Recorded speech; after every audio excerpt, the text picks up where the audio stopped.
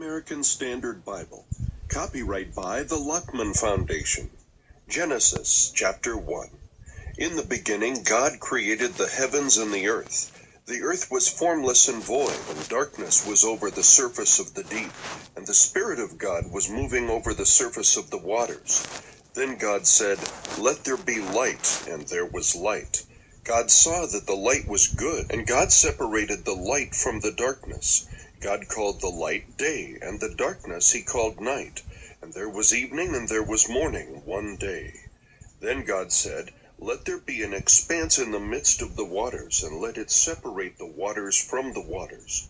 God made the expanse, and separated the waters which were below the expanse from the waters which were above the expanse, and it was so.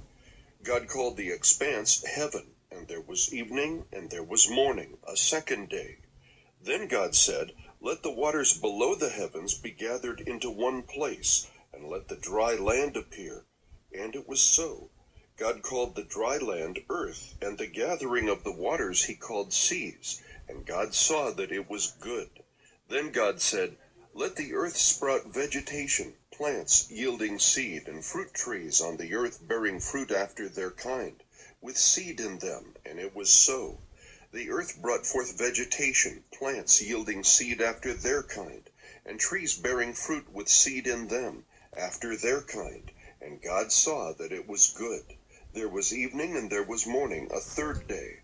Then God said, "Let there be lights in the expanse of the heavens to separate the day from the night, and let them be for signs and for seasons and for days and years, and let them be for lights in the expanse of the heavens to give light on the earth." And it was so. God made the two great lights, the greater light to govern the day, and the lesser light to govern the night. He made the stars also.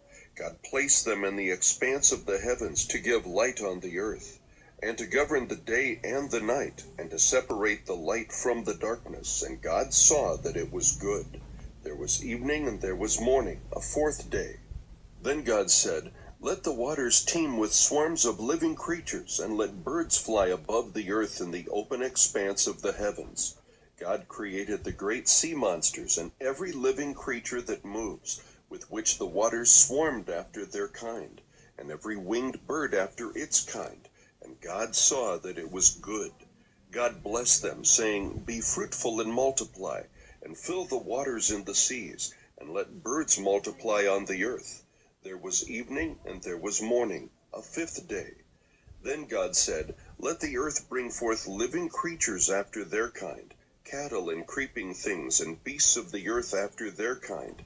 And it was so. God made the beasts of the earth after their kind, and the cattle after their kind, and everything that creeps on the ground after its kind. And God saw that it was good. Then God said, "Let us make man in our image, according to our likeness, and let them rule over the fish of the sea, and over the birds of the sky, and over the cattle, and over all the earth, and over every creeping thing that creeps on the earth." God created man in his own image. In the image of God he created him.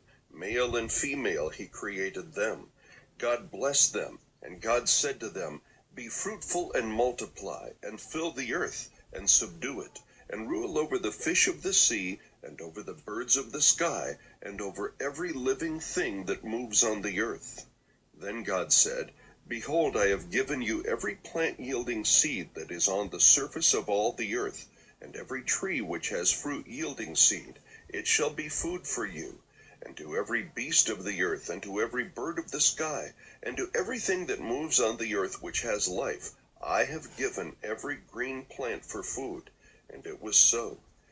God saw all that he had made, and behold, it was very good. And there was evening and there was morning, the sixth day.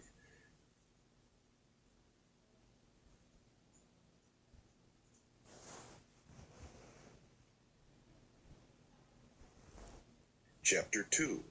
Thus the heavens and the earth were completed, and all their hosts. By the seventh day God completed his work which he had done, and he rested on the seventh day from all his work which he had done.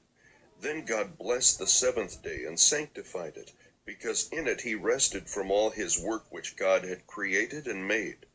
This is the account of the heavens and the earth, when they were created in the day that the Lord God made earth and heaven. Now no shrub of the field was yet in the earth, and no plant of the field had yet sprouted, for the Lord God had not sent rain upon the earth, and there was no man to cultivate the ground. But a mist used to rise from the earth and water the whole surface of the ground. Then the Lord God formed man of dust from the ground, and breathed into his nostrils the breath of life, and man became a living being. The Lord God planted a garden toward the east in Eden, and there he placed the man whom he had formed. Out of the ground the Lord God caused to grow every tree that is pleasing to the sight and good for food, the tree of life also in the midst of the garden, and the tree of the knowledge of good and evil. Now a river flowed out of Eden to water the garden, and from there it divided and became 4 rivers. The name of the first is Pishon.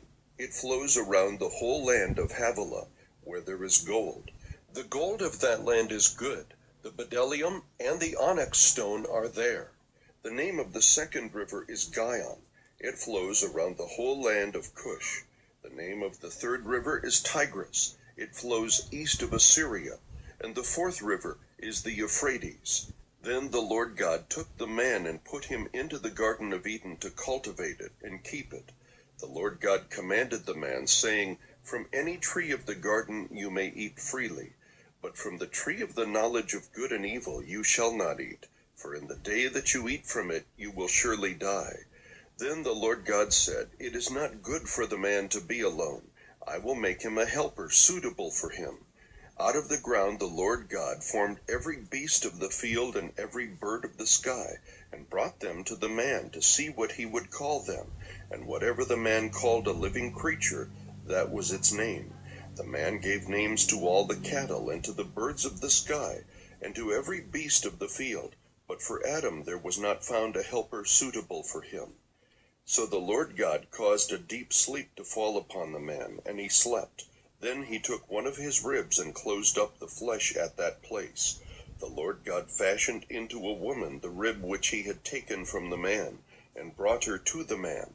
The man said, This is now bone of my bones, and flesh of my flesh. She shall be called woman, because she was taken out of man.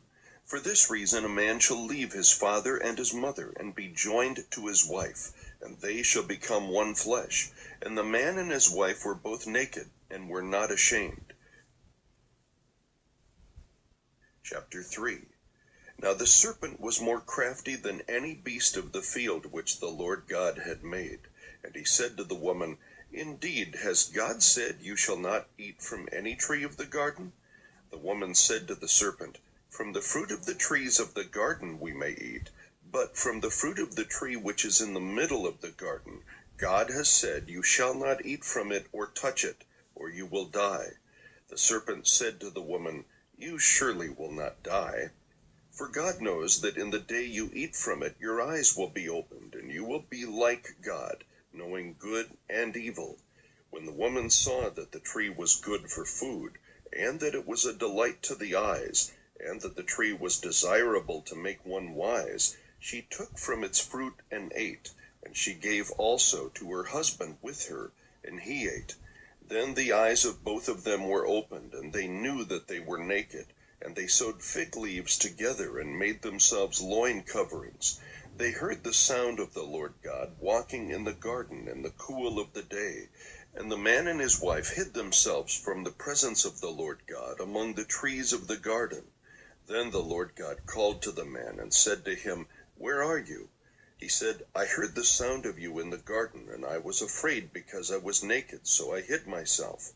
And he said, Who told you that you were naked?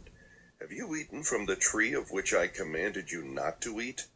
The man said, The woman whom you gave to be with me, she gave me from the tree, and I ate. Then the Lord God said to the woman, What is this you have done? And the woman said, The serpent deceived me, and I ate. The Lord God said to the serpent, Because you have done this, cursed are you more than all cattle, and more than every beast of the field. On your belly you will go, and dust you will eat all the days of your life. And I will put enmity between you and the woman, and between your seed and her seed. He shall bruise you on the head, and you shall bruise him on the heel. To the woman he said, I will greatly multiply your pain in childbirth. In pain you will bring forth children, yet your desire will be for your husband, and he will rule over you. Then to Adam he said, because you have listened to the voice of your wife, and have eaten from the tree about which I commanded you, saying, you shall not eat from it, cursed is the ground because of you. In toil you will eat of it all the days of your life. Both thorns and thistles it shall grow for you, and you will eat the plants of the field. By the sweat of your face you will eat bread, till you return to the ground, because from it you were taken, for you were dust, and to dust you shall return. Now the man called his wife's name Eve, because she was the mother of all the living. The Lord God made garments of skin for Adam and his wife, and clothed them. Then the Lord God said, behold, the man has become like one of us, knowing good and evil.